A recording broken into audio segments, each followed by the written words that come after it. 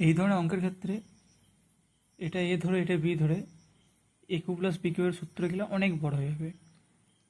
তো এই ধরনের অঙ্কের ক্ষেত্রে আমরা দেখবো যেটা এই অঙ্কগুলো সাইন কী আছে, মাঝখানে প্লাস সাইন আছে, অন্য কোনো দিকে কিচ্ছু দেখবো না। এই দুটো যেই সাইন আছে এই দুটো যোগ করে দেবো। 36 যোগ 14 যোগ করলে কত হয়? 50। এটা হচ্ছে সঠিক উত্তর। এই ধরনের অঙ্কের ক্ষেত্রে এটা এ ধরে এটা বি ধরে এ কিউ প্লাস বি কিউ এর সূত্র গেলে অনেক বড় হয়ে যাবে। তো এই ধরনের অঙ্কের ক্ষেত্রে আমরা দেখবো যেটা এই অঙ্কগুলো সাইন কী আছে, মাঝখানে প্লাস সাইন আছে, অন্য কোনো দিকে কিচ্ছু দেখবো না। এই দুটো যেই সাইন আছে এই দুটো যোগ করে দেবো।